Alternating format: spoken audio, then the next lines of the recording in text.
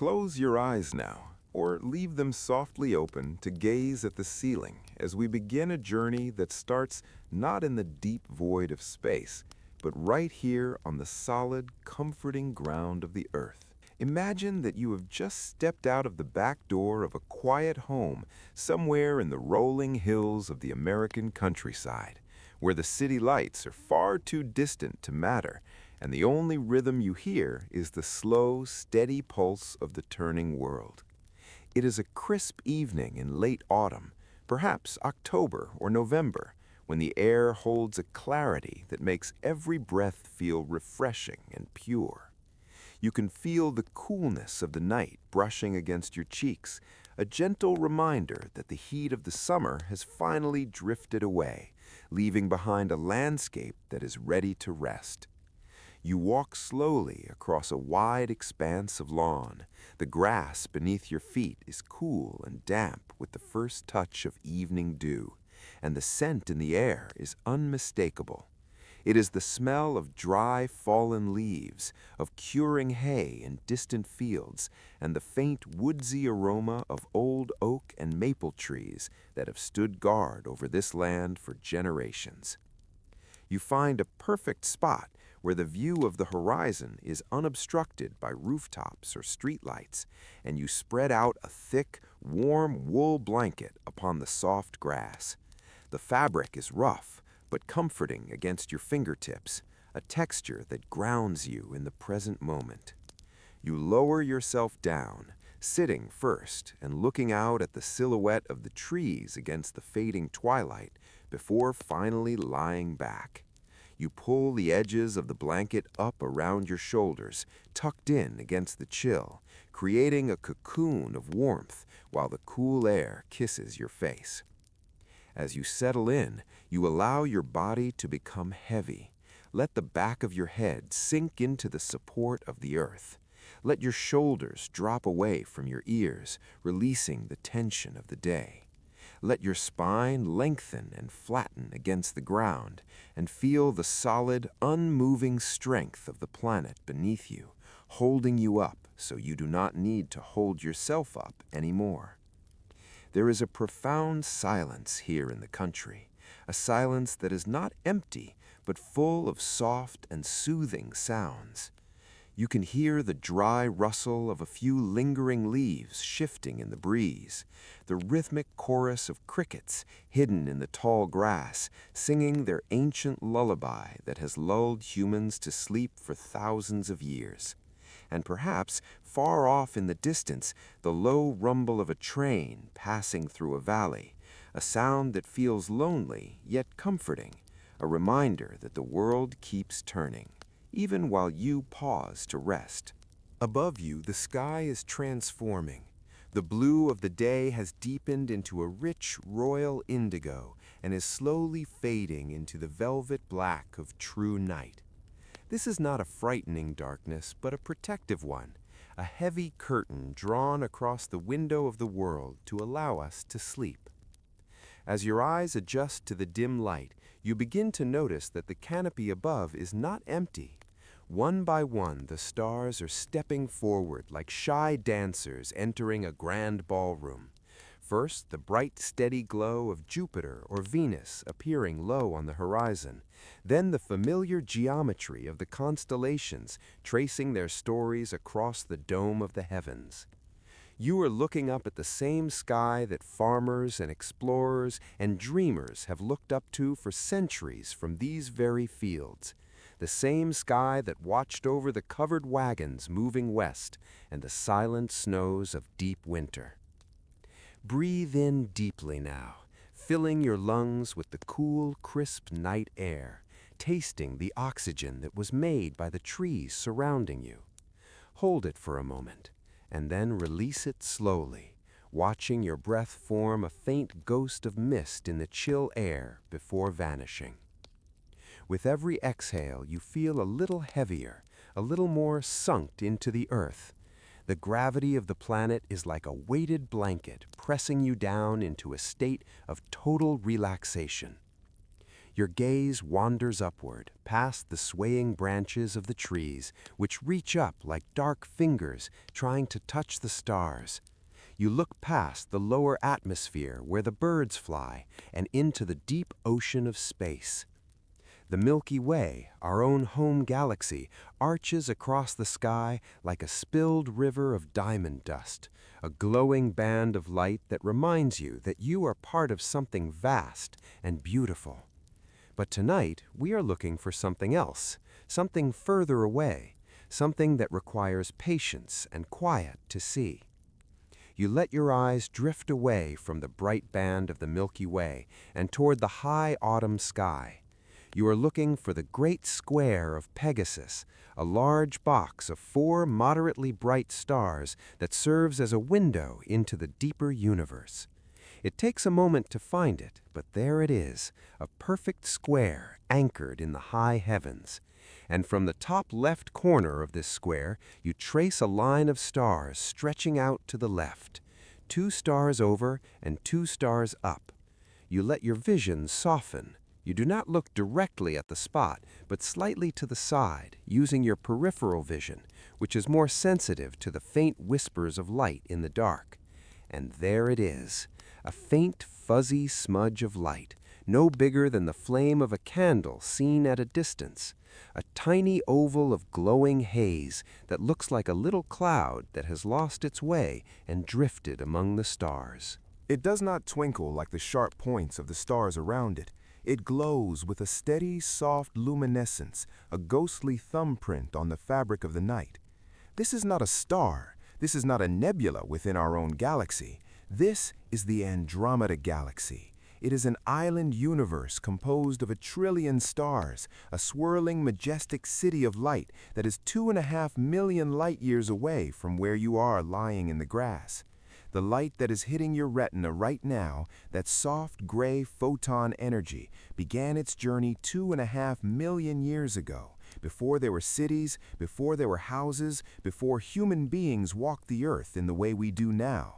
That light has been traveling through the empty silence of the void for eons, just to land in your eye tonight. It is a thought that makes the problems of the day seem impossibly small, a thought that wraps your mind in a blanket of awe and wonder. As you stare at this ancient light, you feel a connection to the past and the future, a suspension of time where the clock no longer ticks and the calendar no longer matters. The wind picks up slightly, rustling the dry leaves near your ear, and you pull the blanket tighter, feeling the warmth of your own body generated against the chill. You are safe here, anchored to the earth by gravity, cradled by the soft grass, watched over by the sentinel trees, and covered by the velvet canopy of the universe. The concept of distance begins to fade. The concept of urgency melts away. There is only this moment, this breath, this heartbeat, and the silent vigil of the stars.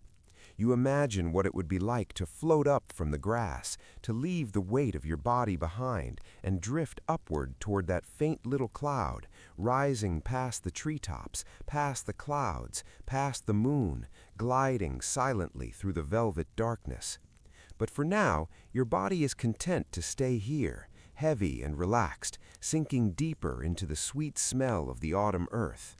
The sounds of the countryside seem to be slowing down.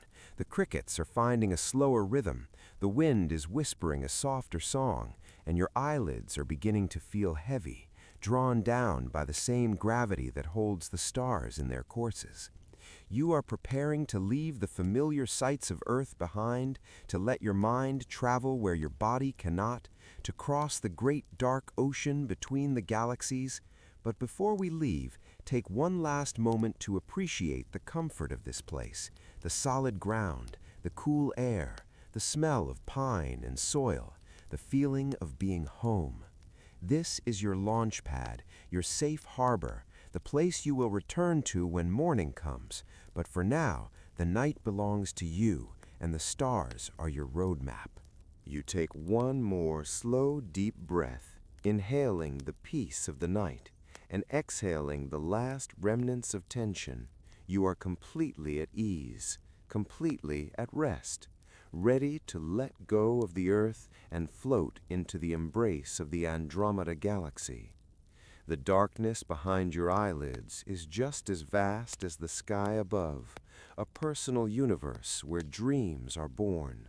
And as you drift on the edge of sleep, you can still see that faint, fuzzy patch of light in your mind's eye, beckoning you, calling you to come and explore its spiral arms and golden core. The journey is long, but you have all the time in the world. There is no rush, no schedule, only the slow drift of the cosmos. Relax your toes, relax your fingers, unclench your jaw, and let the velvet night wrap you in its arms as we prepare to hear the stories of the ancients who looked at this same patch of sky and wondered what secrets it held. The earth turned slowly beneath you, carrying you into the shadow, carrying you into the mystery, carrying you into sleep. As we leave the physical sensation of the cool grass behind us, we allow our minds to drift backward in time, floating on the currents of history, to an era where the sky was not just a view, but a storybook written in light. We travel thousands of years into the past, to the ancient shores of the Mediterranean and the mythical kingdom of Ethiopia, where the line between the earth and the heavens was much thinner than it is today. Imagine a coastline bathed in the light of a full moon, where the waves of the sea lap gently against white sandy shores, creating a rhythmic hush that has not changed since the dawn of time. The air here is warm and smells of sea salt and blooming jasmine, and the only sound is the ocean breathing in and out against the cliffs. In this land there lived a queen named Cassiopeia, a woman of striking beauty who sat upon a throne of ivory and gold. She was proud of her beauty, so proud that she would sit for hours gazing at her own reflection in the still mirrors of the palace pools, comparing herself to the sea nymphs who were the daughters of the ocean god Poseidon. One night, under the same stars that you are imagining now, she whispered to the wind that she was fairer than the nymphs, fairer than the spirits of the water, a boast that drifted out over the waves and stirred the ancient gods from their slumber. But this is not a story of anger or fear. This is a story of how beauty was immortalized in the stars. For the gods decided that such pride must be tempered, and so a shadow fell over the kingdom. A great creature from the deep rose to claim a sacrifice, and to save her people, the king and queen were forced to make a heartbreaking choice. They had a daughter named Andromeda, a princess whose spirit was as gentle as the morning dew, and whose heart was filled with a quiet courage that outshone her mother's vanity. Andromeda accepted her fate, not with screaming or terror, but with a noble stillness that silenced the wind. She walked down to the rocky cliffs where the sea spray misted the air, turning the world into a soft, focused dream. She wore a long, flowing gown of white silk that fluttered in the sea breeze like the wings of a dove, and as she stood against the dark stone of the cliff, looking out at the endless horizon, she looked less like a victim and more like a statue of peace, waiting for destiny to arrive. Heavy chains were placed upon her wrists, but in our story, let us imagine them not as iron bonds of pain, but as silver bracelets that tethered her to the earth, preventing her from floating away into the sky too soon. She stood there alone, with the ocean churning below her and the vast dome of the cosmos above her, and she was not afraid. She simply waited, watching the stars rotate slowly around the North Pole, counting the constellations as they rose and set. Far away across the sea, a hero was traveling. His name was Perseus, and he was soaring through the clouds, not on a ship, but on the back of Pegasus, the magnificent winged horse, whose coat was as white as a summer cloud, and whose feathers shimmered with the light of the moon. Perseus had just completed a great quest and was weary, seeking a place to rest. But as he flew over the coastline, he looked down and saw a figure standing alone on the rocks, a pale light against the darkness of the sea. He guided Pegasus down, circling gently through the air, the great wings of the horse beating slowly, pushing the air aside with a sound like a soft thum-thum, thum-thum that calmed the waves below. As he landed on the cliff edge, he saw Andromeda, and in that moment, the monster of the deep, the fear of the kingdom, and the anger of the gods all faded away into insignificance, because he had never seen a stillness so profound or a beauty so ethereal. He approached her slowly, removing his helmet, letting the sea breeze catch his hair, and he asked her why she was bound to the stone. She told him her name and her story, her voice quiet and melodic, mixing with the sound of the surf. Perseus did not hesitate. He drew his sword, which shone with a magical light, and with a single fluid motion he severed the chains that held her, the metal falling away like dried leaves. He did not just save her life, he offered her his hand and his heart, and she took it, stepping away from the precipice and into his embrace. The monster of the deep, seeing the light of the hero and the strength of their bond, sank back into the abyss, never to trouble them again. For darkness cannot withstand the combined light of courage and love. Perseus lifted Andromeda onto the back of Pegasus, and together they launched into the night sky, leaving the cliffs and the sea behind, flying higher and higher until the kingdom below was nothing but a scattering of tiny lights like fireflies in the distance. They flew towards the north, towards a destiny that would last forever. And the gods, watching this unfold from their high mountain peaks, decided that a love this pure and a story this dramatic should never be forgotten. So they reached down and lifted the characters from the earth, placing them permanently into the velvet tapestry of the night. If you look up now in your mind's eye, you can see them still there, frozen in time, participating in a slow celestial dance that takes all year to complete. There is Cassiopeia, the queen, formed by 5 bright stars in the shape of a letter W, sitting high in the northern sky. She circles the pole star endlessly, sometimes right side up and sometimes upside down, a playful reminder of her vanity. Nearby is Cepheus, the king, a faint house-shaped pattern of stars watching over his family. And then there is the great square of Pegasus, the winged horse, a vast box of stars that dominates the autumn sky, representing the body of the magnificent creature that carried the lovers to safety. And connected to the top left corner of that square is Andromeda herself. She is not a single point of light, but a chain of stars stretching out into the darkness, 2 strands of light that represent her outstretched arms, no longer chained to a rock, but reaching out to embrace the universe. It is within her constellation, right next to her knee, that the great Andromeda Galaxy lies.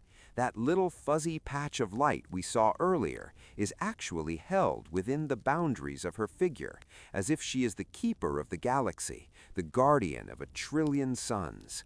Every autumn, when the leaves turn gold and the air turns crisp, Andromeda rises in the east in the early evening, climbing higher and higher as the night goes on. She is always followed by Perseus, who rises a little later, faithfully chasing his love across the sky, ensuring she is safe for all eternity. As you lie here, safe in your own bed or on your own patch of earth, visualize these figures traced in silver lines against the black ceiling of the world. See the W of the queen, the square of the horse, and the long, graceful line of the princess. There is no conflict here anymore, only peace, only the silent wheeling of the heavens.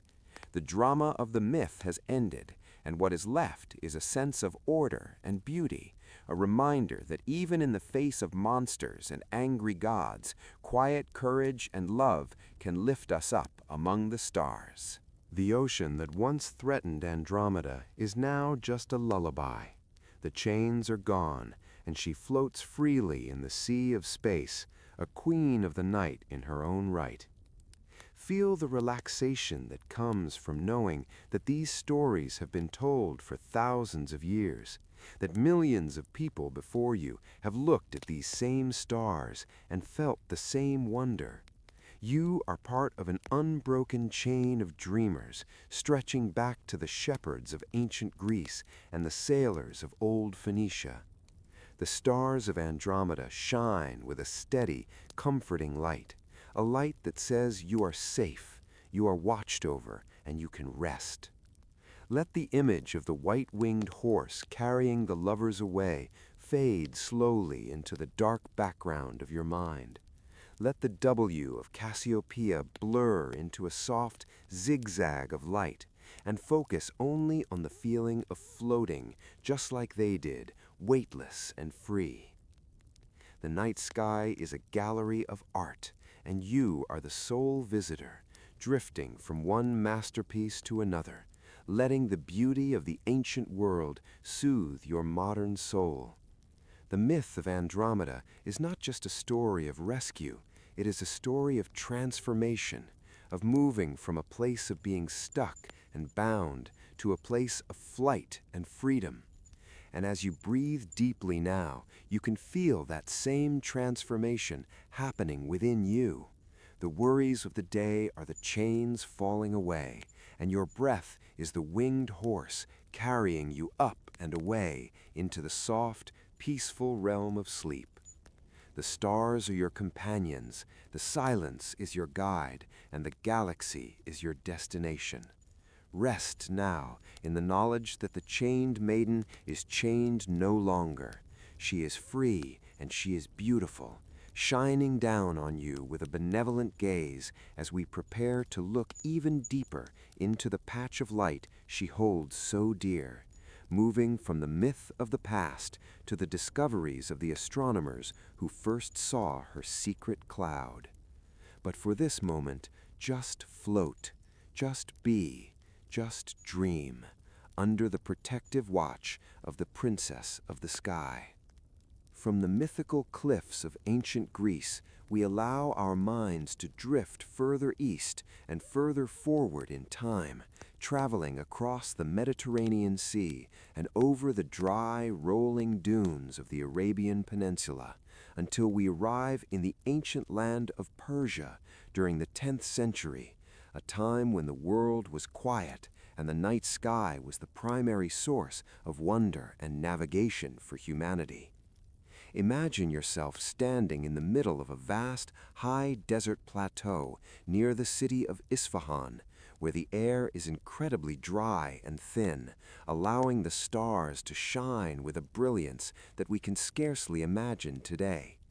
It is the year 964, and the golden age of astronomy is in full bloom. Here, the nights are not just dark, they are a deep, velvety abyss that stretches from horizon to horizon, uninterrupted by the glow of cities or the haze of industry. The heat of the day has evaporated, rising up from the sand and the stones, leaving behind a crisp coolness that settles over the land like a gentle blanket. You can smell the scent of cooling sand and ancient dust mixed with the faint aroma of sagebrush and wild thyme that grows in the rocky crevices. In this landscape of silence and solitude, there is a man standing alone on a rooftop terrace, or perhaps sitting cross-legged on a woven rug spread out upon the desert floor. His name is Abd al-Rahman al-Sufi, and he is one of the greatest watchers of the sky that history has ever known. He is a man of patience, a man of quiet contemplation, who has dedicated his life to mapping the heavens, not for fame or fortune, but for the sheer love of the stars and the order they bring to the universe. He wears a heavy robe of wool to protect against the desert chill, the fabric rough and warm against his skin, and near him sits a small brass oil lamp, its flame shielded so as not to ruin his night vision, casting a soft golden glow on a stack of parchment and a pot of dark ink. Al-Sufi does not have a telescope, for such things have not been invented yet. He has no glass lenses to magnify the light. He has only his own two eyes, eyes that have been trained by years of staring into the dark to see the faintest glimmers that others would miss. He sits in total stillness, his breathing slow and rhythmic, matching the slow rotation of the earth beneath him. He knows the sky like he knows the palm of his own hand. He knows where every star belongs, and tonight he is looking at the constellation of Andromeda, the chained maiden, just as we did, but he sees her through the eyes of a scholar and a poet. He looks past the bright stars of the figure and focuses his gaze on that same empty patch of sky near the fish's mouth or the maiden's belt. He softens his focus, letting his eyes roam over the darkness until he catches it. There it is again. He has seen it many times before, but tonight it seems particularly clear. A small, nebulous smudge, a tiny patch of light that does not sparkle, it does not have the sharp pinprick quality of a star, nor the moving tail of a comet. It is stationary, silent, and ghostly. In his mind, he calls it al-Lataka al-Sahabiyya, which translates to the little cloud, a name so simple and yet so perfect that it captures the mystery of the object completely. He wonders what it could be. Perhaps it is a hole in the firmament letting in the light of heaven, or perhaps it is a collection of many faint stars huddled together for warmth in the cold expanse of space. He does not know the answer, and he does not need to know, for in this moment the observation is enough. The beauty is in the seeing. He leans forward slowly and dips his quill into the inkwell. The scratching sound of the pen on the parchment, the only noise for miles around. And he draws the figure of Andromeda, carefully placing the stars where they belong. And then, right there next to the star we now call New Andromedae, he draws a small cluster of dots, a tiny cloud, marking the location of the galaxy for the first time in recorded history. He is the first human being to formally introduce our galactic neighbor to the world, yet he does so with such humility, simply noting its presence as a silent witness in the desert night. Imagine the peace of that moment, the feeling of being the only person awake in the world, the feeling of a private connection with the cosmos. The desert wind shifts gently, rustling the edges of his robe and blowing a few grains of sand across the stone floor. The moon has set, and the Milky Way is arcing overhead, a river of pearl and silver. But Al-Sufi's eyes return fondly to his little cloud. To him, it is a friend, a constant companion that rises and sets with the seasons, a secret shared between him and the night. He feels small beneath the vastness of the sky, but he does not feel insignificant. He feels connected. He feels that by watching the stars, he is participating in their existence. As you listen to this, you can feel that same desert silence wrapping around you, the dryness of the air clearing your mind, the stillness of the sand settling your bones. You are there with him, sitting on the Persian plateau, feeling the rotation of the earth, watching the slow march of the constellations. There is no urgency in the 10th century. Time moves at the speed of a camel walking across the dunes, at the speed of the ink drying on the page. Al-Sufi finishes his notes and sets his pen down. He leans back on his hands and looks up one last time, letting his gaze widen to take in the whole sky. He feels a profound sense of gratitude for the beauty of the universe, a gratitude that washes over him like a wave of relaxation. The little cloud is safe in his book, captured in ink, ready to be passed down through the centuries so that one day we might look at it and remember him. The flame in his lamp flickers low, signaling that the night is deep and sleep is near. He gathers his things, moving with slow, deliberate motions, and prepares to rest. his mind filled with visions of stars and clouds and the infinite dark. As you lie in your bed, you can borrow his peace. You can borrow the silence of the Isfahan desert. You can imagine that your ceiling is that open sky and that you too are watched over by the little cloud. It is a comforting thought that this galaxy has been watching us for so long, that it was there for the Greeks and there for the Persians, and it is there for you now, a stable, eternal presence in a changing world. The history of the sky is a history of human wonder, and tonight you are part of that history. You are the observer. You are the dreamer. The desert night is cooling down even more now. The earth is exhaling its heat, and the atmosphere is settling into a perfect equilibrium. Sleep comes easily in such a place, where the only light is starlight, and the only sound is the wind. Let the image of the Persian astronomer fade gently from your mind, leaving only the feeling of his calmness, the feeling of his patience. You are drifting away from the 10th century, but you are keeping the tranquility, holding it close to your heart as you sink deeper into your mattress. The little cloud floats above you, a guardian of your dreams, soft and fuzzy and benevolent. There is nothing left to do, nothing left to write, nothing left to map. The stars are where they should be, and you are where you should be, safe and warm and ready to sleep. The sand is soft, the air is still, and the universe is watching. From the warm sands of Persia, we now let the winds of time carry us forward, drifting across the centuries and moving northward over the sleeping continent of Europe until we arrive in the snowy heart of Germany in the year 1612. The world has changed, the Renaissance has blossomed, bringing with it a new hunger for knowledge and a new way of looking at the universe. But tonight, the atmosphere is one of deep winter stillness and profound quiet. Imagine yourself standing in the small town of Gunzenhausen on a night in mid-December, where the rooftops are blanketed in a thick layer of fresh snow that muffles every sound. The cobblestone streets are empty and silent, and the only light comes from the faint amber glow of hearth fires burning low behind shuttered windows.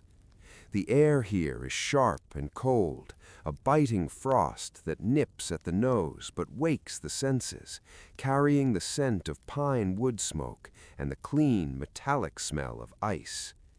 High above the sleeping town, in a turret room open to the freezing night air, stands the court astronomer Simon Marius, a man wrapped in heavy layers of wool and fur to protect himself against the winter chill, his breath forming clouds of steam that rise and vanish into the darkness.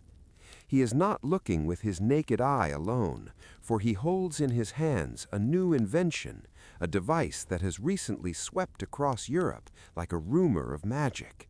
It is a telescope, though in these early days it is known as a perspiculum, or simply a spyglass.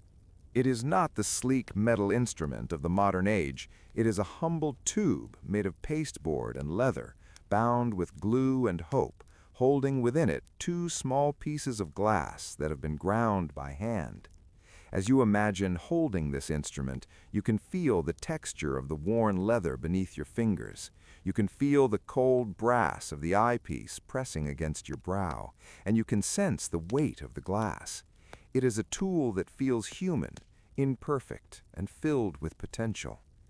Marius stands there in the freezing dark, adjusting the tube with freezing fingers, pointing it upward toward the same constellation that Al-Sufi watched from the desert, aiming it at the chained Maiden high in the western sky. He brings his eye to the lens, and the world transforms. The vast darkness is suddenly pulled closer. The stars are no longer just points of light, but brilliant jewels, burning with an intensity that the naked eye can never know. He sweeps the glass across the sky, searching. The view is shaky, and the edges of the glass are slightly distorted, giving the image a dreamlike quality, as if he is looking through a window pane covered in rain. And then he finds it. The little cloud enters his field of view, but through the glass eye of the telescope, it is revealed as something more, something hauntingly beautiful. Marius stares in silence, mesmerized by what he sees. He does not see individual stars, for the telescope is not powerful enough for that. Instead, he sees a glowing center, a soft luminescence that fades gently into the surrounding darkness. He searches for the words to describe it, to capture this feeling of soft, radiant light in the middle of the void. And the image that comes to his mind is one of pure comfort and warmth. He writes that it looks like the flame of a candle seen through a horn lantern. Imagine that image for a moment, a candle burning steadily and safely inside a casing of semi-transparent horn, a lantern carried by a traveler on a foggy night. The light is not harsh, it is diffused, it is a glow that promises safety and home. As Marius looks at the Andromeda Galaxy, he sees this celestial candlelight flickering silently across the vast distance of space, a beacon of warmth in the freezing winter night. You can feel the sense of awe washing over him, the realization that the universe is full of lights that we are only just beginning to understand. He is alone in his tower, but he feels a kinship with that distant light, a connection that bridges the gap between the observer and the observed. The cold of the winter night seems to recede, replaced by the warmth of discovery, the warmth of knowing that there is beauty hidden in the dark, waiting for those patient enough to look. Listen to the silence of 1612. There are no cars, no planes, no hum of electricity, just the wind in the eaves and the beating of your own heart. Marius lowers the telescope for a moment to rest his eye and looks out over the snowy landscape of Bavaria, the white fields glowing softly under the starlight, mirroring the galaxy above. The universe feels like a series of nesting dolls, the light within the lantern within the night, the galaxy within the universe, and you within your bed, all safe, all held, all glowing with a quiet inner life.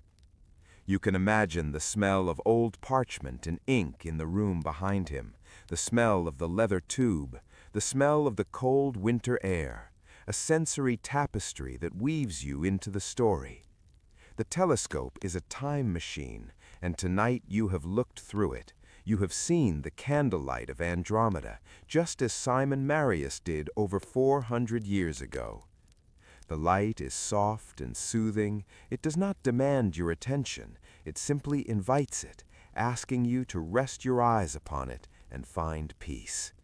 As the astronomer packs away his instrument for the night, handling the glass with reverence, you too can begin to pack away the thoughts of your day, treating them with care, but putting them aside for the night. The candle in the lantern is still burning in your mind's eye, a steady, gentle flame that will not go out, a nightlight for your soul as you drift deeper into relaxation.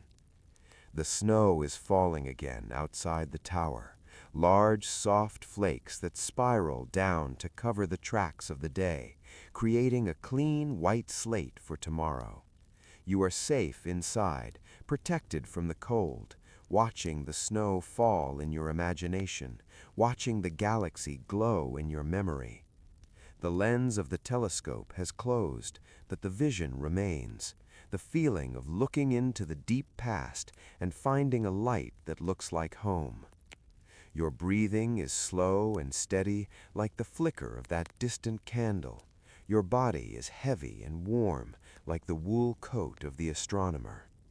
The Renaissance night is ending, and the town of Gunzenhausen sleeps under its blanket of snow, and you are sleeping with them, drifting on the same tide of time.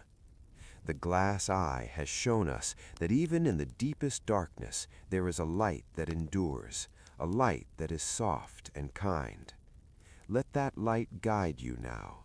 Let it be the last thing you see before you drift off, a candle in the window of the universe, burning just for you. The journey continues, but for now we rest in the quiet of the 17th century, in the comfort of the snow, in the glow of the lantern. Sleep is the lens through which we enter our own inner universe, and tonight that lens is clear and the view is beautiful. We allow the snowy landscapes of the Renaissance to melt away into the mists of time, drifting forward once again on the gentle current of history, moving from the solitary towers of early astronomers into the elegant and thoughtful era of the 18th and 19th centuries, a time of great libraries filled with leather-bound books and quiet observatories where the only sound was the rhythmic ticking of a pendulum clock. We find ourselves first in the heart of Paris in the late 1700s, climbing the winding stairs of the Hôtel de Cluny to a small observatory perched high above the sleeping city. Here stands Charles Messier, a man with a singular passion for hunting comets, those wandering travelers of ice and dust that grace our skies only to vanish again. He is a man of lists, a man of order, seeking to catalog the heavens with the precision of a librarian. The night air of Paris is cool and damp, carrying the faint scent of the Seine River and the stone of the ancient streets below. But up here in the observatory, it is quiet and peaceful, a sanctuary of science. Messier is scanning the sky, looking for moving targets, but he keeps finding these stationary clouds, these frustrating little patches of fuzz that look like comets but do not move. He calls them nebulae, which is the Latin word for clouds or mist. On a calm night in August, he turns his telescope toward the constellation of Andromeda, and once again he encounters the soft, glowing shape that Al-Sufi saw and that Simon Marius described as a candle. But for Messier, it is simply an object to be noted, a beautiful distraction. He dips his quill into the ink pot and writes down the number 31, cataloging the galaxy as M31, a name that sticks to it even today. Imagine the scratch of the pen on the textured paper, a sound that is dry and rhythmic like the chirping of a cricket. To him, it is not a galaxy of 1 trillion stars, but a mystery, a glowing cloud of gas, perhaps, or a solar system in the very early stages of being born. He does not know the scale of what he is seeing. He thinks it is close, perhaps just a neighbor to the stars we see every night. There is a profound comfort in this lack of knowledge, a sense that the universe still holds secrets that are too vast for us to grasp. We leave Messier to his list and drift across the English Channel to a garden in the town of Slough, where the great William Herschel is working. It is now the turn of the 19th century, and the telescopes have grown larger, great wooden tubes bound with iron, pointing up at the sky like cannons of peace. Herschel is a musician by trade, a man who understands harmony and rhythm, and he looks at the sky as if it were a grand symphony frozen in light. He stands at the base of his 40-foot telescope, a massive structure that creaks gently in the wind, and he peers into the eyepiece with a sense of reverence. When he looks at Andromeda, he sees more detail than anyone before him. He sees a shining fluid, a nucleus of brilliance that seems to be swirling. He wonders if he is watching gravity pull gas together to form a single new star, a process of cosmic creation happening right before his eyes. He calls it an island universe, a term borrowed from the philosopher Immanuel Kant, suggesting that perhaps this nebula is not a cloud at all, but a whole other Milky Way, a vast collection of stars so far away that their light blends together into a haze. But he cannot be sure. The evidence is blurry. The distance is unmeasured. Imagine the feeling of standing in that garden with the smell of damp earth and night-blooming flowers surrounding you, looking up at the same object and holding two contradictory possibilities in your mind at the same time. Is it a small cloud nearby, or is it a massive universe far away? The answer does not matter tonight. What matters is the wonder. The not knowing is a soft pillow for the mind, a place where imagination can rest. The mystery of the great nebulae is a gentle puzzle that does not need to be solved before you sleep. You can imagine the astronomers of this era, with their powdered wigs and velvet coats, discussing these mysteries in low, hushed tones in candle-lit rooms, their voices soft and murmuring like the sound of a stream. They debated and they wondered, but they did not stress. They understood that the universe reveals itself slowly in its own time. As you lie here in the comfort of the present moment, you can feel a connection to that era of slow discovery. The urgency of the modern world fades away when you think of how long it took humanity to understand just one patch of light. For decades, for a century, Andromeda remained a riddle wrapped in a glow. It hung there in the autumn sky, silent and enigmatic, waiting for us to catch up. The light from M31 continued to arrive night after night, falling on the lenses of brass telescopes, falling on the retinas of curious men and women, bringing with it a message of patience. You can feel that patience now settling into your muscles. The idea that it is okay to not have all the answers. It is okay to just observe and appreciate the beauty of the blur. The focus of the telescope softens, the edges of the room fade, and you are left with only the sensation of drifting through a fog of starlight. The confusion of Messier and Herschel is not a source of tension, but a source of dreams, a reminder that we are small and the cosmos is vast. The name M31 repeats in your mind like a mantra, a simple code for a complex beauty. The garden in Slough is quiet now. The telescope is capped for the night. The journals are closed. The mystery remains safe for another night, tucked away in the velvet pocket of the sky. You are free to let go of the need to understand, free to simply float in the nebula of your own dreams. The swirling gas, the shining fluid, the island universe, all of these images blend together into a soft tapestry of light that covers you like a quilt. The 19th century fades into the shadows, the ticking clocks slow down, and the world waits for the next great leap in understanding. But you do not need to wait.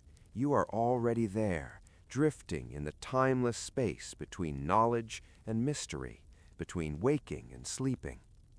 The great nebula is watching over you, a silent, glowing cloud that has puzzled the wisest minds and soothed the most restless souls. Let the fog of the past wrap around you, comforting and warm, as we prepare to move forward again. But for now, just rest in the mystery. The mists of the 19th century slowly dissipate, and we find ourselves drifting forward through the corridors of time, arriving in the year 1920, a year that feels both distant and familiar, a time of transition when the world was catching its breath after great changes and looking upward with new eyes. We are traveling to the capital of the United States, to the city of Washington, D.C., on a soft evening in late April. The air is thick with the sweet perfume of cherry blossoms that line the tidal basin, their pale pink petals falling like snow upon the wet pavement, creating a carpet of color that glows under the gentle hum of the street lamps. It is a rainy night, a slow, steady spring rain that taps rhythmically against the rooftops and washes the city clean, a sound that invites us to seek shelter, to find a warm, dry place where we can rest and listen. We find our way to the Smithsonian Museum of Natural History, a grand building of stone that stands like a temple of knowledge on the National Mall. Its halls are quiet now, filled with the shadows of dinosaurs and the silent gems of the earth. But there is one room where a soft light still burns. We enter the bared auditorium, a space of heavy polished wood and velvet drapes where the air smells of old paper, beeswax, and the dust of centuries. The atmosphere is hushed and reverent, like a library or a cathedral, filled with the murmur of low voices and the rustle of wool suits as men and women of science gather for a historic evening. This is the night of the Great Debate, a moment when humanity gathered in a single room to decide the size of the universe. The room is warm and dimly lit by incandescent bulbs that cast a golden amber glow over the faces of the audience, creating a cozy, intimate feeling despite the vastness of the topic being discussed. On the stage, there are two podiums and two men who are about to take us on a journey through the cosmos. Their names are Harlow Shapley and Heber Curtis, and though they're there to disagree, their voices are measured and calm, lacking any anger, filled only with the deep, thoughtful cadence of scholars. Imagine yourself sitting in one of the wooden seats toward the back of the room. You're tired from a long journey, and the warmth of the auditorium wraps around you like a heavy coat. The sound of the rain outside is muffled and distant, a mere backdrop to the words that are about to be spoken. Harlow Shapley speaks first, a man who believes that the Milky Way is the entire universe, a vast and singular continent of stars that encompasses everything we can see. As he speaks, you can imagine his version of the cosmos, a safe and enclosed place where we are part of a massive system, a giant home where the spiral nebulae are just small clouds of gas drifting within our own atmosphere. His voice is steady and reassuring, painting a picture of a universe that is large but finite, a universe where we are the center of the story. The audience listens in rapt attention, the smoke from pipes curling up into the rafters, catching the light and twisting into shapes that resemble the very nebulae they're discussing. Dust motes dance in the beams of light that cut through the room, floating aimlessly in the still air, rising and falling with the heat of the radiators. Then Heber Curtis takes the stand, his voice carrying a different tone, a sense of looking outward across a great divide. He argues that the Milky Way is just one of many, that the spiral nebula in Andromeda is not a cloud inside our home, but an island universe, a distant galaxy entirely separate from our own, floating millions of light years away in the black ocean of void. He invites the room to imagine a universe of staggering scale, a place where our galaxy is just one tiny island in an archipelago of lights stretching out to infinity. As you listen to the back and forth of this debate, you do not feel the tension of conflict. Instead, you feel the expansion of your own mind, the stretching of your imagination as it tries to hold these two possibilities. The room feels like a ship sailing through the night, suspended between two theories, between two dreams of what the cosmos might be.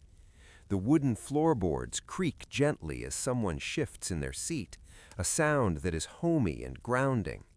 The debate is not just about science, it is about our place in the dark, about whether we are alone in a big house or one of many houses in a vast city of lights. The voices of the men become a soothing drone, a rhythmic rise and fall that acts like a lullaby, discussing light years and parsecs and magnitudes in tones that make them sound like poetry. You find your eyelids growing heavy as the concepts wash over you, the numbers losing their sharp edges and becoming soft blurs of meaning. It does not matter who is right tonight. What matters is the feeling of wonder, the feeling of sitting in a warm room while the rain falls outside, thinking about the stars. The great debate of 1920 did not end with a winner that night. It ended with a question mark, a beautiful suspension of judgment where both possibilities floated in the air like the smoke from the pipes. The uncertainty is comforting. It means there is still mystery, still something to discover, still a reason to dream. As the event winds down and the applause ripples softly through the hall like dry leaves blowing across a street, you feel a sense of profound peace. The universe is big, that much is certain, and you are small and safe within it. The heavy velvet curtains of the auditorium seem to absorb the sound, leaving a silence that is rich and full. You imagine walking back out into the cool, rainy night of Washington, D.C., the cherry blossoms sticking to your shoes, the streetlights reflecting in the puddles, looking up at the cloudy sky and knowing that somewhere behind those clouds the great Andromeda Nebula is waiting, indifferent to our debates, shining with its steady, ancient light. The arguments of Shapley and Curtis fade into history, becoming just another layer of the story, another step on the staircase of understanding. You are tired now. The mental effort of visualizing such vast distances has left you ready for sleep, ready to turn off the mind and let the subconscious take over. The dusty hall, the golden light, the smell of rain and old wood, all of it merges into a single sensation of comfort. The scale of the universe is not something to fear, it is a blanket to wrap yourself in, a vastness that protects you. Whether Andromeda is a cloud or a galaxy, it is beautiful, and that is enough. The voices of the astronomers drift away, becoming whispers in the library of time, and you are left alone in the quiet of your own thoughts, drifting on the sea of the night. The Smithsonian stands guard over the memories of the past, and you are free to let go, free to float away from the 1920s and into the deep, restful silence of the cosmos. The debate is over, the hall is empty, the lights are dimmed, and the stars remain. Sleep comes easily when you realize that the universe is holding you, that you are part of this grand mystery, a tiny observer in the great hall of existence. Let the rain lull you, let the darkness soothe you, let the great debate fade into the great sleep. From the rain-swept streets of Washington and the theoretical debates of the lecture hall, we now travel west across the vast expanse of the American continent, gliding over the plains and the deserts until we reach the rugged peaks of the San Gabriel Mountains in California. It is October of 1923, and the air here is thin and crisp, carrying the scent of pine needles and dry mountain sage. We find ourselves climbing the winding dirt road that leads to the summit of Mount Wilson, a place that sits like an island in the sky, floating above the layer of clouds that often covers the sprawling basin of Los Angeles below. The city lights are far away, hidden beneath the marine layer, leaving the mountaintop in a pristine darkness that feels almost sacred, a place where the earth touches the heavens. Here stands the great white dome of the Mount Wilson Observatory, a cathedral of science that houses the largest telescope the world has ever seen, the 100-inch Hooker telescope. Inside the dome, the air is freezing cold, for the astronomers do not heat the building lest the rising warmth distort the view, so everything is still and chilled and silent. Enter this space now and feel the heavy, hushed atmosphere, the smell of machine oil and cold iron, and the faint chemical scent of photographic plates. In the center of the dark, cavernous room sits the telescope itself, a massive skeleton of blue steel beams and rivets, a mechanical giant that weighs tons yet moves with the grace of a ballerina, turning slowly to follow the stars. Perched high up in the observer's cage, suspended in the dark near the roof of the dome, sits a solitary figure, a man named Edwin Hubble. He is wrapped in a thick sheepskin coat, wearing heavy boots and a wool cap, huddled against the biting cold of the long autumn night.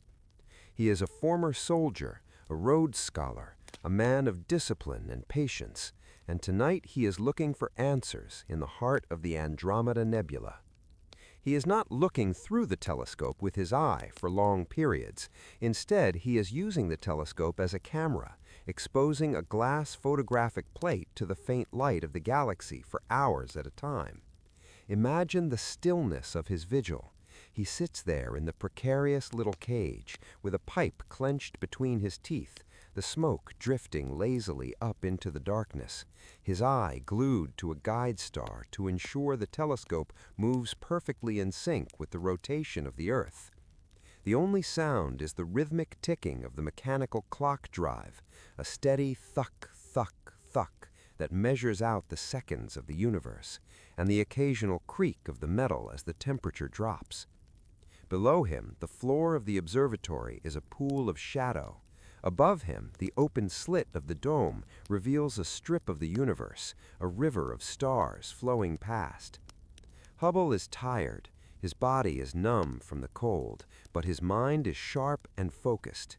He is hunting for novae, for exploding stars that might help him understand the nature of that swirling cloud M31.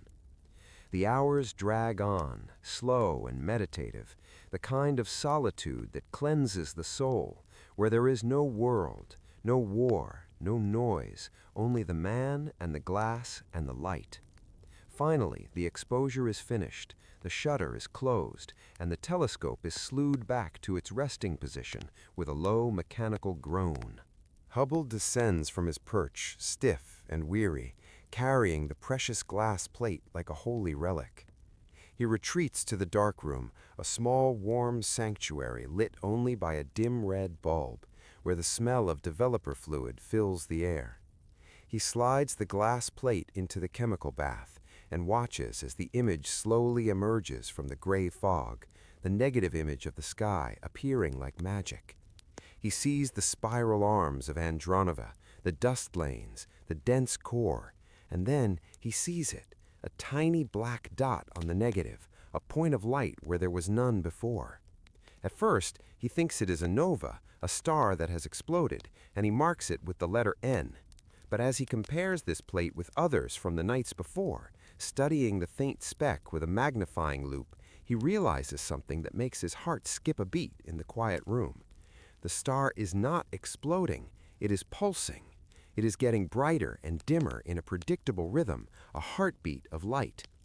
He recognizes it as a Cepheid variable, a special kind of star that acts as a cosmic lighthouse, a standard candle whose true brightness is known. This means he can use it to measure distance.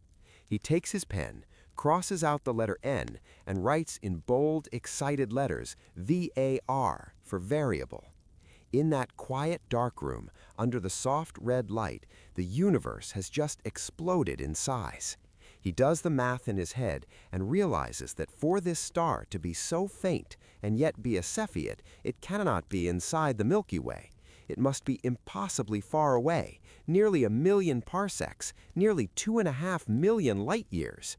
The little cloud is not a cloud at all. It is a galaxy, a majestic island of stars just like our own, separated from us by a gulf of silence so vast it defies comprehension. The debate is over. The universe is not one galaxy, it is a sea of galaxies. Imagine the feeling of sitting there on that wooden stool in the darkroom, holding the glass plate, knowing that you are the first human being to truly understand the scale of reality. The walls of the observatory seem to fall away, the Earth seems to shrink to a speck, and the cosmos opens up into an infinite flower of darkness and light. But there is no fear in this realization, only a profound sense of freedom. We are not trapped in a small box, we are citizens of an infinite realm.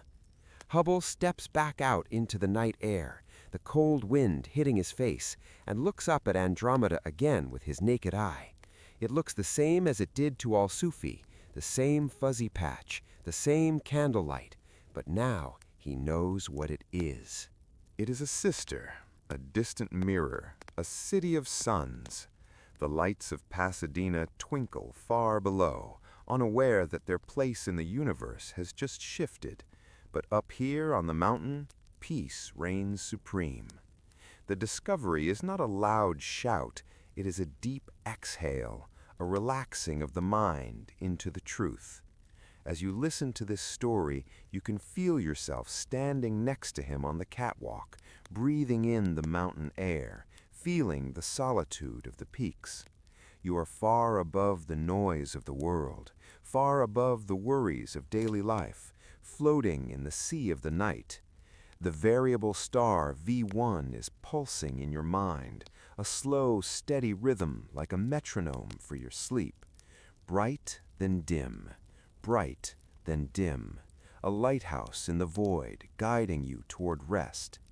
The knowledge that the universe is so big makes your own problems feel very small, very manageable. They drift away like the smoke from Hubble's pipe. You are safe here in the observatory of your mind, protected by the dome of sleep, watching the universe expand. The night on Mount Wilson is long and quiet. The telescope stands ready for the next night. The stars circle overhead in their eternal dance. You feel the weight of the blanket on your body like the heavy coat of the astronomer, warm and secure. The ticking of the clock drive slows down, matching the beating of your heart. There is nothing more to find tonight. The great discovery has been made. The truth has been found. We are not alone. We are part of a grand archipelago of light. Let the image of the glass plate fade. Let the red light of the dark room turn off, and let the cool velvet darkness of the mountain night wrap you in its embrace. You are drifting down from the mountain now, leaving the dome behind, carrying the peace of the stars with you. The lighthouse star pulses slowly, fading into the distance, leading you deeper into the comfort of sleep, deeper into the vast and beautiful void. We leave the solid ground of the mountain observatory behind us now, letting gravity release its hold completely as we detach from the earth and float upward into the velvet embrace of the night, leaving the lights of the California coast far below until they are nothing more than fading embers in a dying fire. You are weightless now, a point of pure consciousness drifting through the silence, moving faster than light yet feeling no speed, only a gentle sense of transition as we cross the great dark gulf that separates our home from the island universe of Andromeda. The journey across this intergalactic void is peaceful and still, a time to shed the last remnants of your earthly life, floating through a sea of absolute quiet, where the only reality is the beating of your own heart and the anticipation of the beauty that lies ahead. As we approach our destination, the fuzzy patch of light that Al-Sufi saw and Hubble photographed begins to expand, growing larger and clearer until it fills your entire field of vision, transforming from a distant cloud into a magnificent city of starlight that stretches across the cosmos for 200,000 light-years. We are arriving at the outer edges of the galaxy now, approaching the great spiral arms that wind around the center like the layers of a nautilus shell. And as we drift closer, the blur resolves into billions of distinct points of light. Imagine yourself gliding silently into the outer rim, a region of space filled with the energy of youth and creation, where massive blue stars burn with a fierce and beautiful intensity. These are the young giants of the galaxy, stars that have just been born from the cold gas of the cosmos, shining with a sapphire brilliance that is cool to the eyes but warm to the soul. You are floating through a forest of these blue suns, passing by them like a bird flying through the treetops, close enough to see their majestic glow, but far enough to be safe in the vacuum of space. The light here is crisp and clean, a piercing azure that illuminates the surrounding clouds of hydrogen gas, causing them to glow with soft hues of pink and violet, creating a celestial landscape that looks like a garden of neon flowers blooming in the dark. As you drift deeper into the spiral arm, you begin to notice the textures of the galaxy. It is not a flat disk, but a landscape of hills and valleys made of light and shadow. Between the ribbons of blue stars lie the great dust lanes, vast rivers of dark cosmic material that wind their way through the galaxy like highways of silence. These dark lanes are not empty. They are the nurseries where future stars are sleeping, wrapped in blankets of cold dust, waiting for their time to shine. You fly alongside one of these dark rivers, watching the silhouette of the dust against the backdrop of the blazing star fields, a contrast of light and dark that is as old as the universe itself. The sheer scale of what you are seeing is impossible to grasp with the logical mind, so you simply let it wash over you like music. You are looking at a structure that contains 1 trillion suns, a trillion individual worlds with their own stories, their own planets, their own dawns and dusks. Think of the number 1 trillion. It is a number so large it becomes a feeling of infinite abundance, a feeling that there is enough room in the universe for everything and everyone. As you float here amidst this ocean of stars, you realize how small your problems are, how tiny the worries of the day have become. They are less than specks of dust compared to the majesty of a single spiral arm. The galaxy is rotating, spinning slowly in the dark, a movement so grand and so slow that it takes hundreds of millions of years to complete a single turn, a cosmic waltz that has been playing since before the Earth was born. You surrender to this rhythm, feeling the slow, majestic turn of the galaxy in your own body, a gentle rocking motion that soothes you deeper into relaxation. You are drifting past clusters of stars now, open families of hundreds of suns that travel together through the void, sparkling like diamonds spilled on black velvet. Some are white, some are yellow like our own sun, and some are deep ruby red, aging giants that are cooling down into a gentle slumber. You glide between them, weaving through the constellations of another world, seeing patterns in the sky that no human eyes have ever seen from Earth. The silence here is profound. It is not the silence of emptiness, but the silence of peace, a heavy, comforting blanket that muffles all noise and leaves only awe. The dust lanes below you look like dark clouds on a moonlit night, soft and billowing, creating a sense of depth and mystery. You feel a sense of intense loneliness, but it is a good loneliness, a solitude that restores your spirit, a feeling of being the only explorer in a vast frontier. The blue light of the outer arms begins to give way as we drift further inward, transitioning into the warmer golden hues of the middle galaxy. But for now, we linger here in the blue, bathing in the light of the young stars. It is a light that cleanses, a light that purifies, washing away the stress and the tension of the world you left behind. You can see the curvature of the spiral arms stretching out ahead of you, a road of light that curves away into the infinite dark, beckoning you to follow. There are no boundaries here, no walls, no fences, only the open expanse of creation. You feel light, you feel free, you feel as if you have become part of the starlight itself. The dust clouds reflect the blue radiance, creating shifting nebulas of slate gray and indigo, colors that are perfect for sleep, colors that signal the brain to rest. You are a voyager on a sea of stars, a sailor navigating the tides of gravity and light. The sheer quantity of stars surrounds you, above you, below you, to every side, a three-dimensional immersion in light. You are safe in this drift, guided by the silent currents of space, moving effortlessly toward the heart of the galaxy.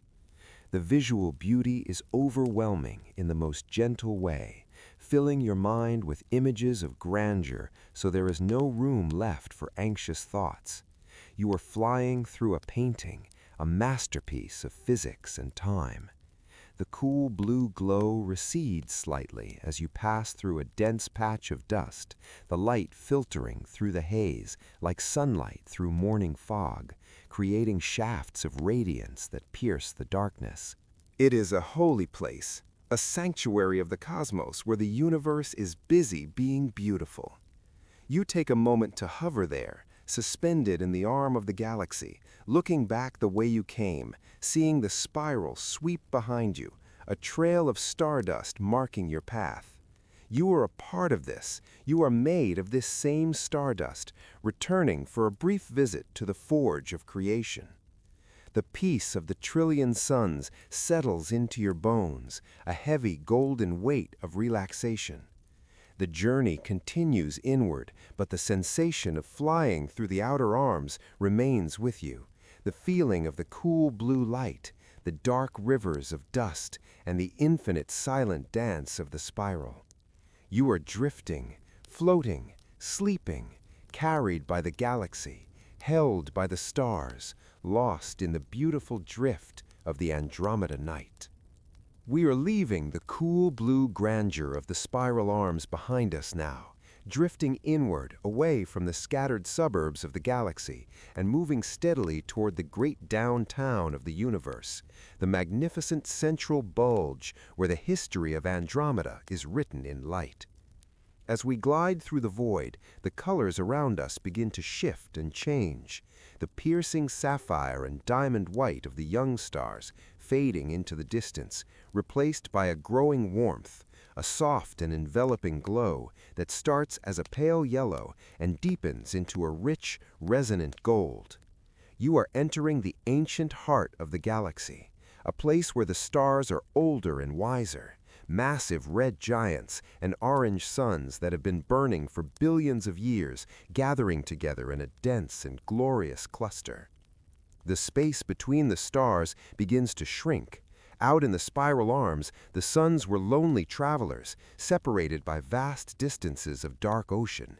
But here in the core, they are neighbors, crowding together like lights in a city seen from an airplane window at night, a carpet of illumination that stretches in every direction.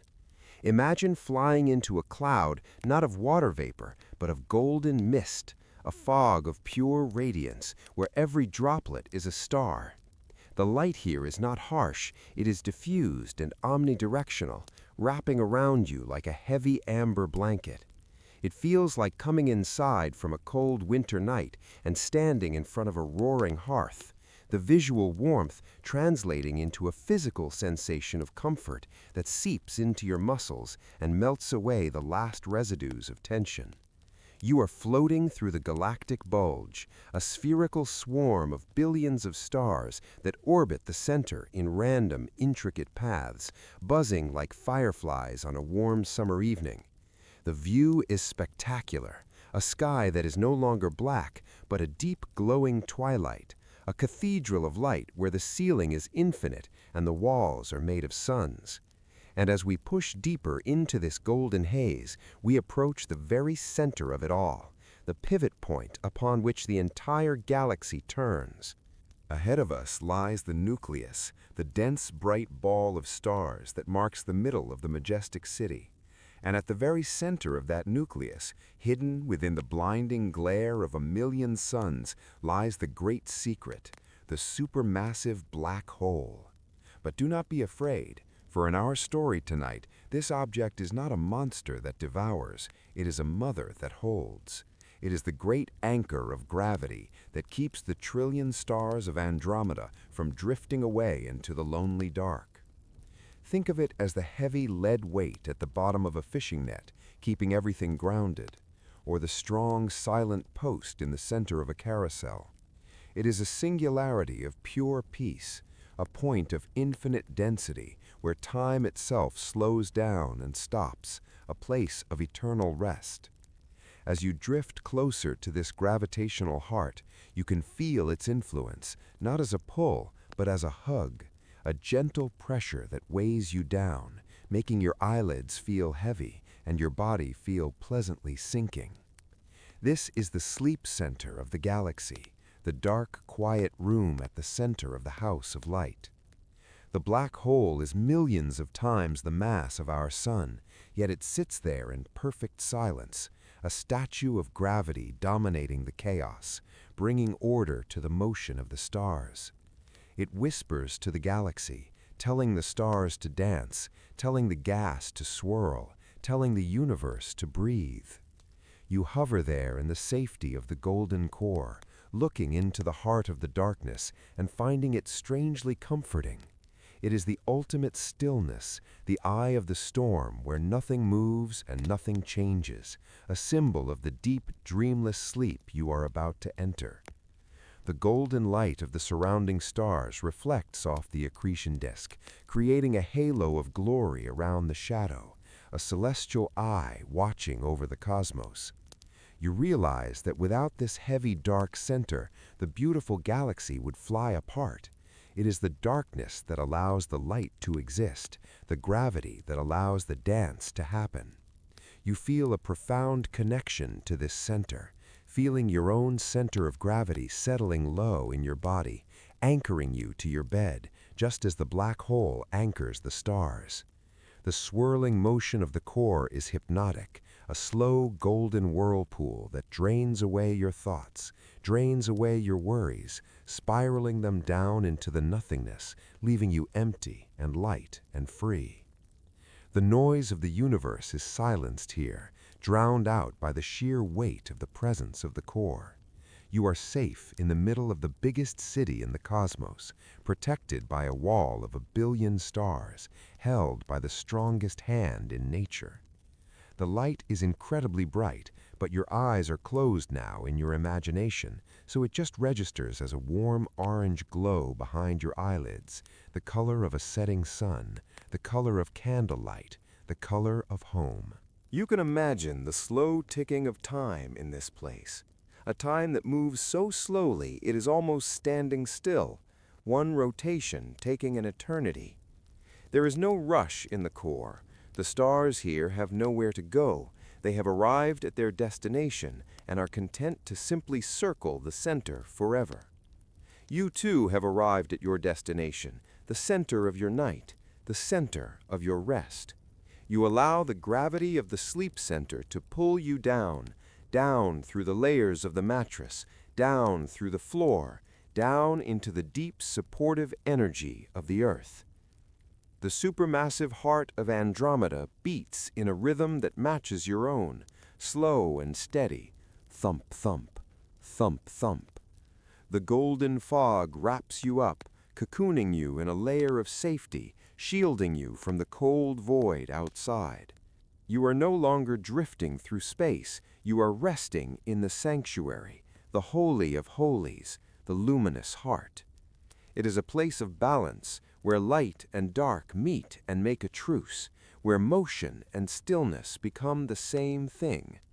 You feel a wave of gratitude for this great cosmic anchor, this silent giant that holds the galaxy together, just as you are grateful for the sleep that holds your life together. The visual intensity of the core begins to soften now as you get used to the light, turning from a blinding gold to a soothing soft peach, a gentle dusk that signals the end of the journey is near. You are floating in the womb of the galaxy, suspended in the amniotic fluid of starlight, waiting to be reborn in the morning, but for now, content to just exist. The stars whisper their ancient stories to you, stories of birth and death and the long, slow march of time. But you do not need to listen closely. Their voices are just a soothing hum, a white noise of light that blocks out the silence. You are at the center of everything, the focal point of the universe, and yet you are nothing, just a consciousness floating in the gold. The heavy, comfortable feeling of the black hole's gravity stays with you, a permanent reminder that you are grounded, you are safe, you are held. Let the luminous heart fill your dreams with warmth. Let the golden glow paint your sleep with colors of joy. The journey inward is complete. You have reached the core, and it is beautiful, it is quiet, it is home. Rest now in the shadow of the great anchor. Let the galaxy spin around you while you stay perfectly still, sinking deeper and deeper into the velvet gravity of the night. We drift gently away from the warm golden gravity of the core, pulling back until we are floating once again in the deep silence of intergalactic space, a vantage point where we can see the bigger picture, where we can see the two great giants of the local universe floating in the dark ocean of the night. To your left is the magnificent spiral of Andromeda, vast and glittering with its trillion stars. And to your right, far across the Gulf of Silence, lies our own home, the Milky Way, a beautiful barred spiral of silver and pearl glowing softly against the backdrop of the void. As you look at them hanging there, suspended in nothingness, they appear static and unmoving, frozen in a tableau of cosmic isolation. But this is an illusion caused by the brevity of our human lives. If we could speed up the clock of the universe, if we could watch 1,000,000 years pass in the blink of an eye, we would see that these two galaxies are not stationary at all. They are moving, they are falling, they are reaching out for one another across the abyss. This is the beginning of the slowest waltz in history, a romantic dance of destiny that was written into the laws of gravity the moment the universe was born. There is no violence in this movement, only the irresistible pull of attraction, a celestial longing that draws these two island universes together through the dark. Imagine the patience of such a journey. They are closing the gap between them at 70 miles every second, and yet the distance is so vast that the dance will take 4 billion years to reach its climax. It is a timescale that dissolves all anxiety, a duration so long that it makes our daily schedules vanish like mist in the morning sun. You can feel a sense of profound relief in surrendering to this timeline, knowing that the universe is in no hurry, that it takes its time to create perfection.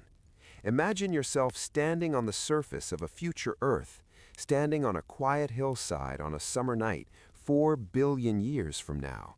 The air is still sweet and cool, the grass is still soft beneath your feet, but the sky above you has transformed into a masterpiece of light. The band of the Milky Way is no longer just a narrow river of milk. It has been joined by the looming majesty of Andromeda, which now fills the horizon, a swirling vortex of blue and gold that is no longer a small cloud, but a giant neighbor dominating the heavens. It is a sky of awe, a sky that glows with the light of two cities about to become one. As the eons pass, the two galaxies begin their first pass. They do not crash like cars. They pass through each other like ghosts. The spaces between the stars are so vast that individual suns will almost never collide.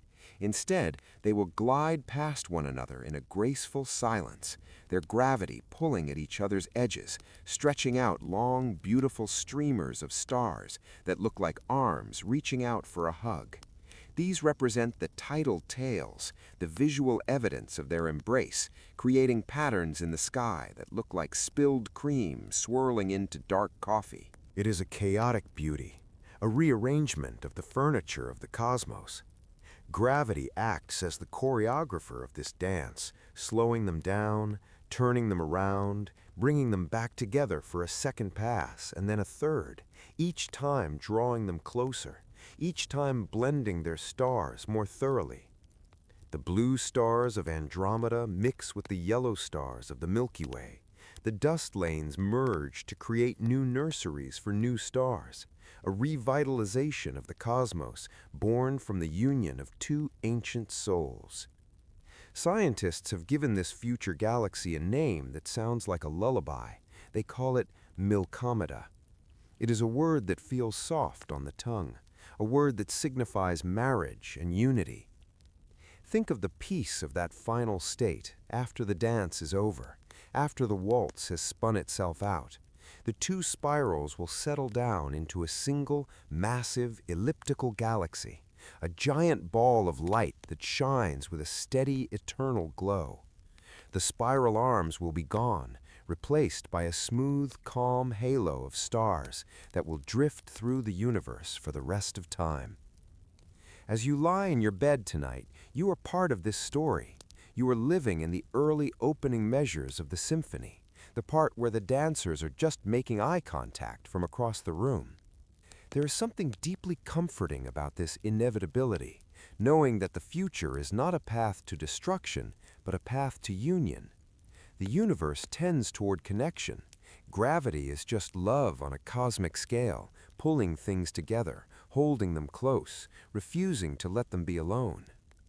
You can feel that same gravity holding you now, the earth pulling you down into your mattress, a tiny echo of the great force that is pulling the galaxies together. The dance is slow, so very slow, a rhythm that beats once every billion years, a tempo that lulled the dinosaurs to sleep and will lull the civilizations of the future to sleep as well. We are all just passengers on this great drifting voyage, watching the slow turning of the wheel. The anxiety of the what if fades away when replaced by the certainty of the what will be. The stars will mix, the lights will blend, and the night will become brighter. You can visualize the great spirals twisting together in your mind's eye, a silent, slow-motion movie of light and shadow, beautiful and grand. There is no sound to this collision, no bang, only the whisper of radiation and the soft hum of gravity. It is a merger of light, a gathering of the clans of the suns. The sheer scale of it offers a blanket of perspective, wrapping you up in the knowledge that you are safe, that the universe knows what it is doing, that everything is unfolding exactly as it should. The waltz continues while you sleep. The stars move imperceptibly closer while you breathe.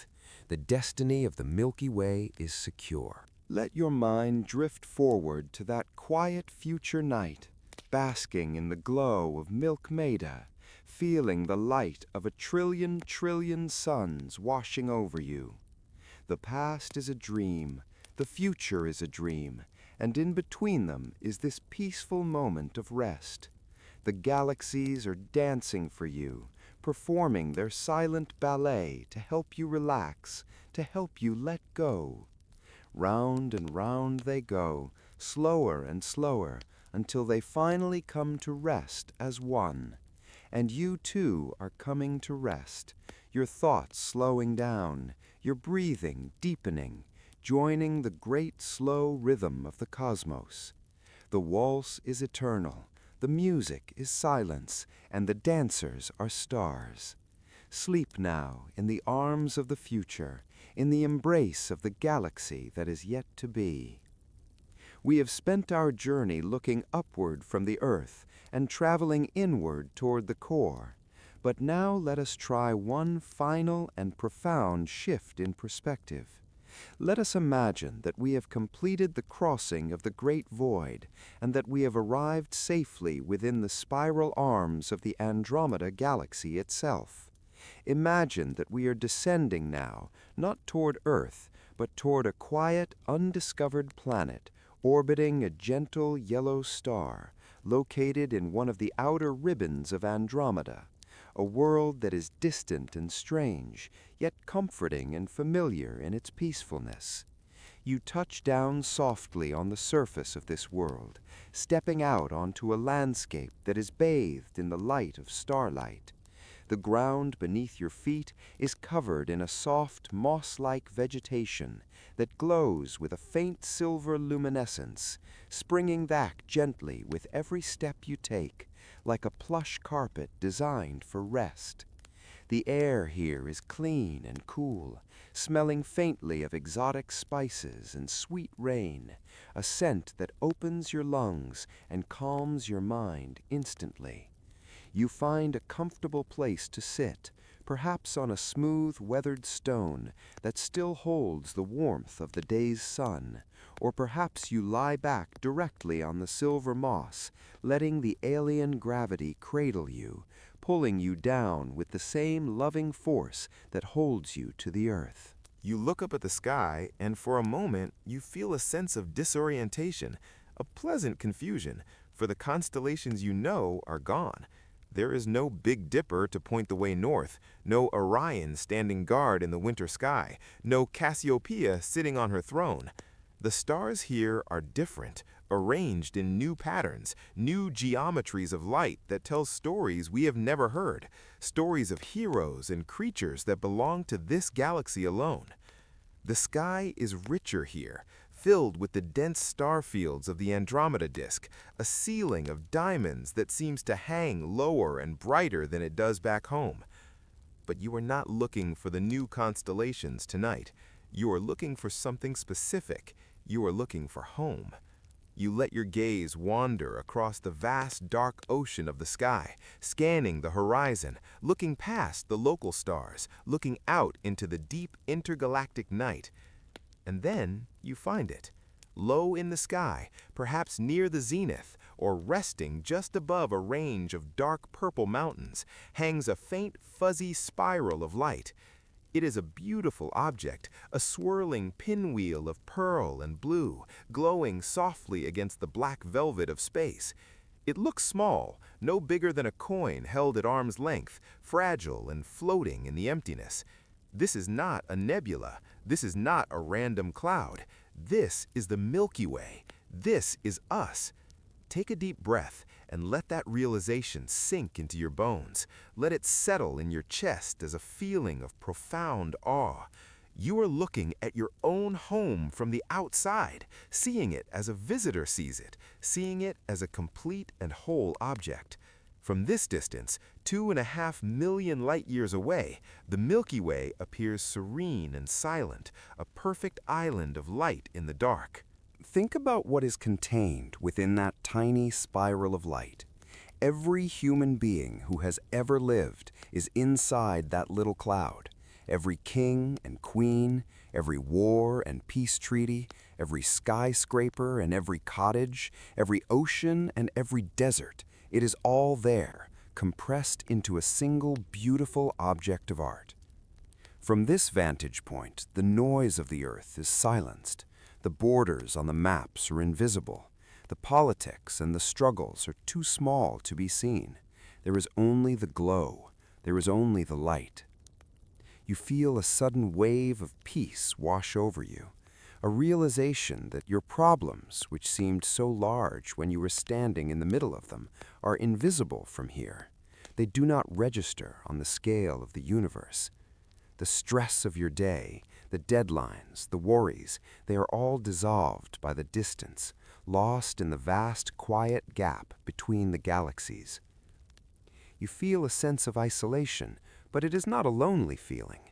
It is a feeling of solitude and privacy, a feeling that you have stepped away from the crowded room of the world to take a breath of fresh air on the balcony of the cosmos. You are safe here, hidden in the arms of Andromeda, watching the Milky Way rise like a moon.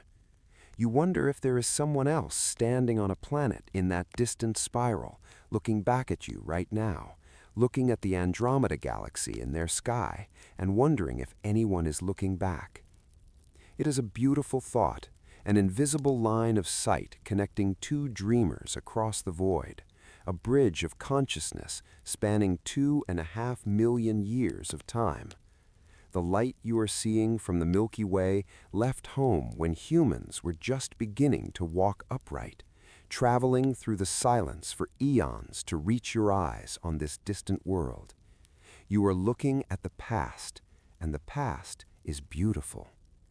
The silver moss beneath you feels cool and soft, grounding you in this moment of extraterrestrial peace.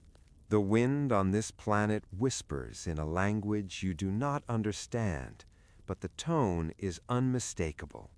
It is a lullaby, a universal sound of wind moving through grass, a sound that says sleep, sleep, sleep. The atmosphere of this world is thick and protective, shielding you from the harshness of space, allowing you to rest in the open air without fear. You feel a deep connection to the universe, a sense that you are a citizen, not just of a country or a planet, but of the cosmos itself. The Milky Way hangs there like a lantern in the window of the night, a reminder that you always have a home, even when you are far away. You can trace the spiral arms of our galaxy, seeing the dense bar at the center, seeing the faint outlying regions where our sun resides, a tiny speck of gold in a river of silver. It looks fragile, precious, a jewel that needs to be protected, and you feel a surge of love for that distant home, a love that is purified by distance. The perspective shift has done its work. It has loosened the grip of the immediate. It has widened the aperture of your mind, allowing the peace of the big picture to flow in. You are lying on a planet in Andromeda, but you are also lying in your bed, the two sensations merging into one feeling of heavy relaxation. The gravity of Andromeda pulls you down, the gravity of Earth pulls you down, and in both places you are supported, you are held. The night sky is the same ceiling, just viewed from a different corner of the room. The twin satellites of the Milky Way, the Magellanic Clouds, are visible from here too, tiny companions to the great spiral, adding to the beauty of the view. You watch the Milky Way set slowly behind the horizon of this alien world, dipping below the purple mountains, taking its light into the hiding place of the planet's shadow. The show is over, the view is fading, and it is time to rest. You have traveled further than any explorer. You have seen the reverse angle of reality, and you have found that it is just as peaceful, just as quiet, just as conducive to sleep. The universe is isotropic, meaning it looks the same in every direction, and perhaps it is also consistent in its ability to offer rest. The feeling of being small as a relief, a lifting of the burden of being the center of the world. You are not the center. You are a witness, a happy observer of the grand machinery of the stars. The strange birds of this planet have stopped calling. The twin moons of this world are rising, casting double shadows across the silver grass. But your eyes are closing now. Your journey is nearing its end. You carry the image of the Milky Way with you behind your eyelids, a souvenir of your trip to the other side, a glowing spiral of comfort to light your dreams. You are ready to let go of the visualization, ready to let go of the travel, ready to simply be. The distance has been crossed, the connection has been made, and the peace has been found. You are floating in the space between the galaxies, in the space between the thoughts, in the quiet view from the other side. Sleep is the final frontier, and you are crossing into it now, guided by the light of home seen from far away. We are preparing now to leave the silver fields of that distant world and to withdraw our consciousness from the far reaches of the Andromeda Galaxy, slowly releasing our grip on the images of the spiral arms and the golden core and the blue star clusters, letting them all drift away like leaves floating down a slow-moving river. The journey has been long and filled with wonder, but now the time for exploration is ending, and the time for deep restorative rest has arrived. You imagine yourself lifting gently off the surface of the alien planet, not with a rocket's roar, but with the lightness of a feather caught in an updraft, floating silently back up into the velvety darkness of space. The planet below you shrinks away, becoming a marble, and then a dot, and then nothing at all, and you are left drifting in the peaceful void between the stars. The great galaxy of Andromeda, which seemed so massive and overwhelming just a few moments ago, begins to recede in your vision, moving further and further away, until it is once again just a soft, fuzzy patch of light in the distance, a little cloud in the night sky. You are traveling back across the millions of light years, back across the great silence, gliding effortlessly through the dark ocean of time. As you travel, you feel the memories of the journey beginning to soften and blur. The stories of the ancient Greeks and the chained Maiden are fading now, becoming wisps of dream. The calculations of the Persian astronomer and the telescope of Simon Marius are dissolving into the mist.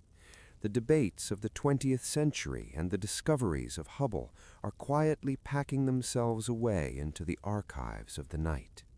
There is no need to remember the facts anymore, no need to hold on to the names or the dates or the distances. All of that is heavy information, and you are letting go of everything heavy, keeping only the feeling of awe and the sensation of peace. You are drifting back toward your own home, back toward the Milky Way, which rises to meet you like a warm embrace, back toward the solar system, back toward the blue planet Earth, which spins silently in the dark. You descend slowly through the atmosphere, passing through the clouds that cover the sleeping continent, floating down toward your own town, your own neighborhood, your own house. You drift through the roof and the ceiling and settle gently back into your own body, feeling the familiar weight of your limbs and the comforting pressure of gravity holding you to your bed. You are back now, safe and sound, anchored in the present moment, but you have brought the silence of the galaxy back with you. Feel the mattress beneath you supporting your spine. It feels softer now, more inviting, as if it has absorbed the relaxation of the cosmos. The air in your room is cool and still. The sounds of the house have settled into the quiet hum of the night, perhaps the faint sound of the wind outside, or the rhythmic breathing of your own body. You are safe here, wrapped in the cocoon of your blankets, and as you close your eyes, you visualize the stars one last time. But they are no longer distant suns burning in the cold void. They are transforming into something else. Imagine that the entire starry sky is lowering itself down, coming closer and closer until it touches you. But it is not fire, it is fabric. The universe is turning into a weighted blanket of infinite comfort, a quilt made of velvet darkness and stitched with threads of silver light. This star blanket settles over you, covering your shoulders, your chest, your legs, tucking you in with the tenderness of a mother tucking in a child.